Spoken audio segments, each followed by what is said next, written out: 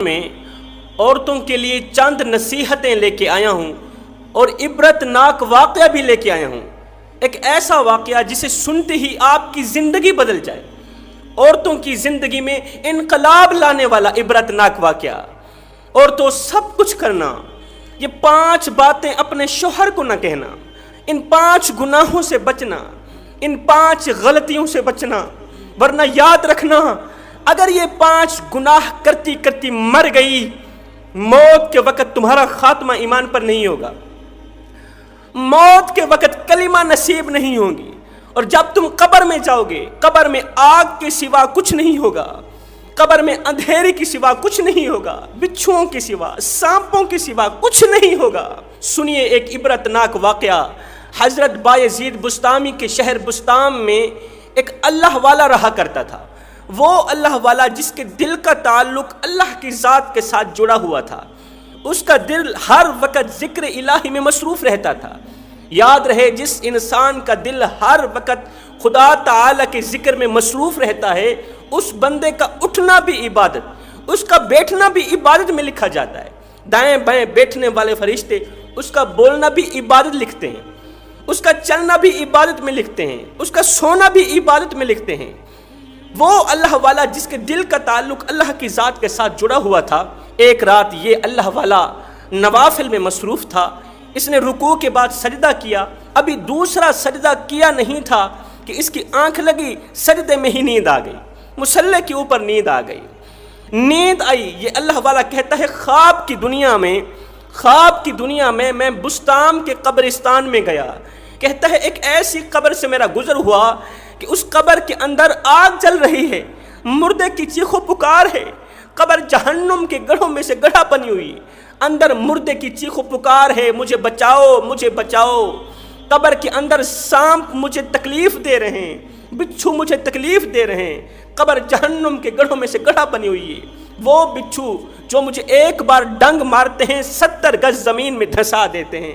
خدارا مجھے اس عذاب سے بچا لو. اللہ والا کہتا ہے یہ کس کی قبر تھی؟ جو 2 دن پہلے امیر گھرانے کی ایک عورت مری تھی، ایک عورت کا انتقال ہوا تھا، یہ قبر اسی کی تھی.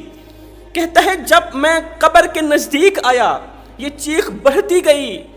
اس کے اندر سے عورت نے چیخ کر مجھے کہا، اے بندہ خدا، خدارا جا کر میرے شوہر سے کہہ دو مجھے معاف کر دے، میرے میاں سے کہہ دو مجھے معاف کر دے. جو تیرے ساتھ دنیا میں کالے کرتوت کر کے آئی نا، جو خطائیں کر کے آئی، جو تیرا دل دکھا کے آئی نا، جو میں نے 5 گناہ کیے، بہت بڑے گناہ جو ابھی تمہیں بتانے والا ہوں. وہ کون سے 5 گناہ ہیں؟ کہتی ہے میں نے زندگی میں جو اپنے شوہر سے 5 گناہ کیے ہیں، میرے شوہر کو کہو وہ 5 گناہ معاف کر دے.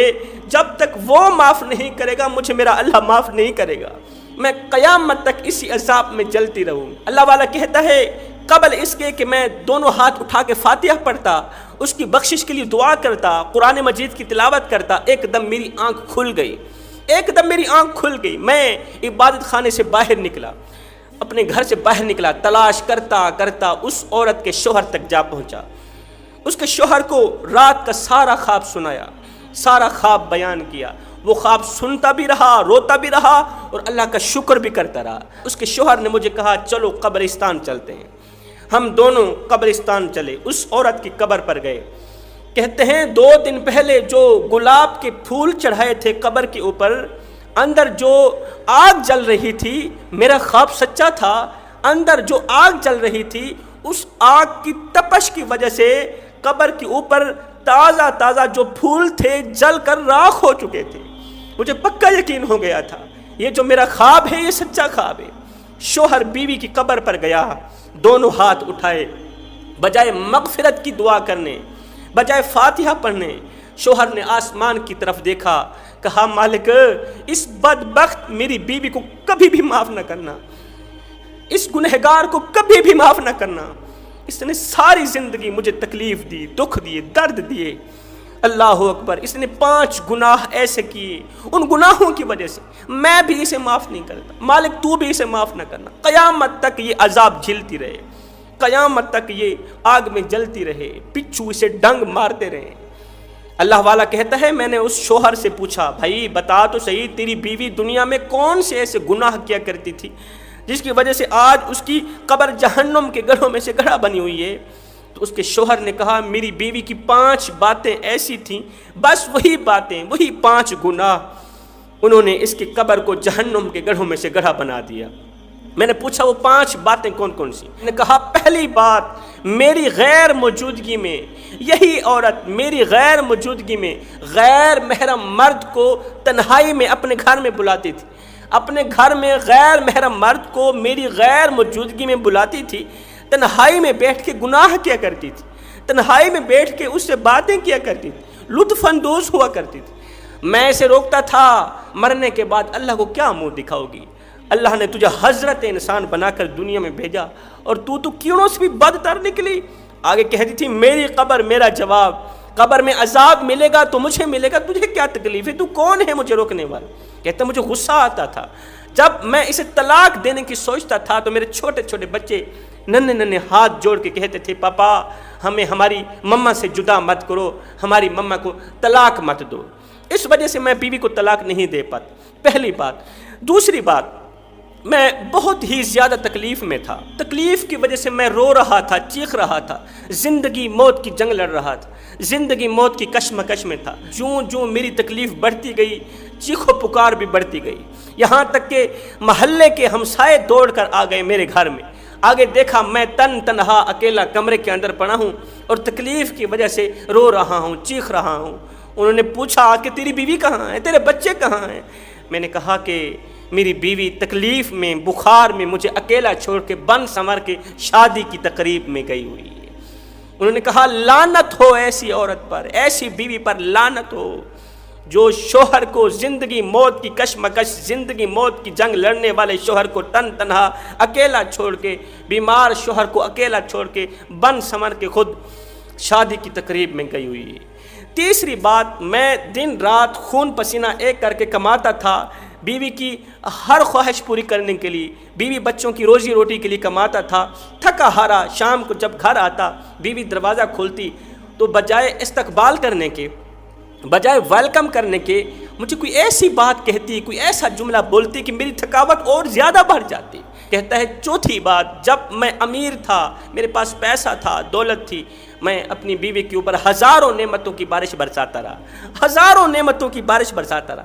میں نے اپنی بیوی کی ہر ایک تمنا پوری، اس کی ہر ایک خواہش پوری، ہر ایک خواب پورا کیا۔